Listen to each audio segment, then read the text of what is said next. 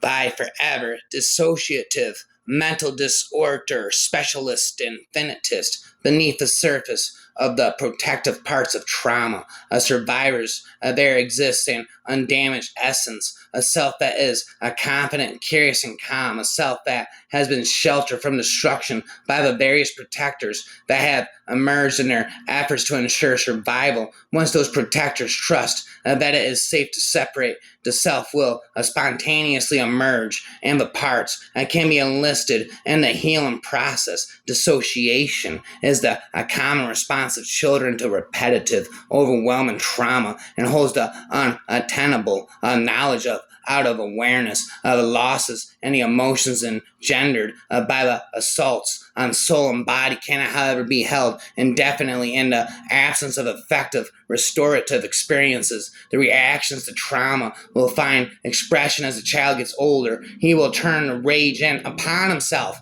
or act it out on others, else it all will turn into madness. Denial is commonly found among persons with dissociative disorders. My favorite quotation from such a client is, "We are not multiple, we made all up." I have heard this from several different clients. When I hear it, I politely inquire, and who is we? With respect to the acceptance of dissociative disorders, as with most issues in life, it is counterproductive to spend time trying to convince people of things they don't want to know. I cut myself up really badly with the lid of a tin can. They took me to the emergency room, but I couldn't tell the doctor what I had done to cut myself. I didn't have any memory of it. The ER doctor was convinced that dissociative identity disorder didn't exist. A lot of people involved in mental health tell you it doesn't exist. Not that you don't have it, but that it doesn't exist.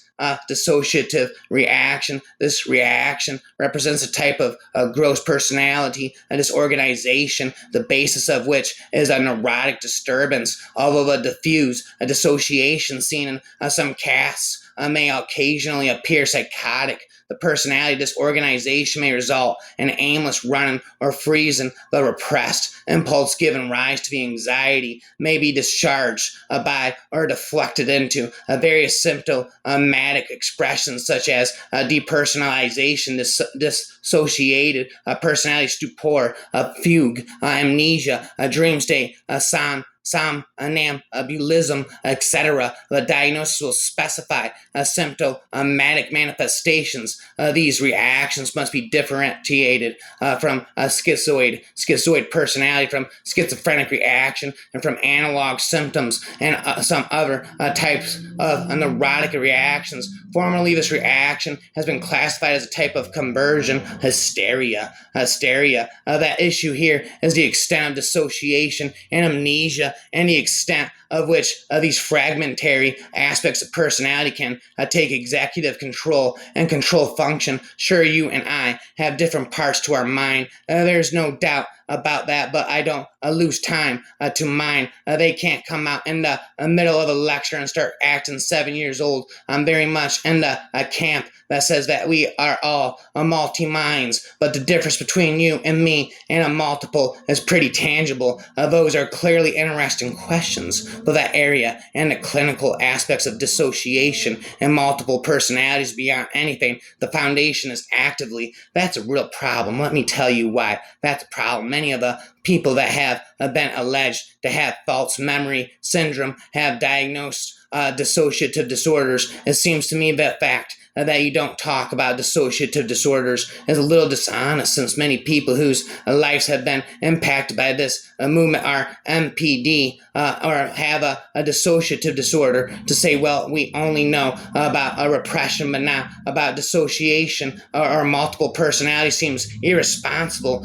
Be that as it may, some of the scientific issues with memory are clear. So if we can just stick with some things for a moment. One is that memories are reconstructed and reinterpreted no matter how long ago or recent you weigh the recollected testimony of an alleged perpetrator more than the alleged victims. You're saying basically if the parents deny it, that's another notch for disbelief. If it's denied, certainly one would want to check things. It would have to be one of many factors that are weighed, and that's the problem with these issues. They are not black and white. They are very complicated issues based on our own experiences, we did know that despite the many challenges DID brings, with the right understanding, help, and treatment, all DID survivors can have a better future. So surely having to fight constantly for recognition, for understanding, and for funding to access the right care and treatment is utterly wrong. I was taking hints from the diagnosing a bond.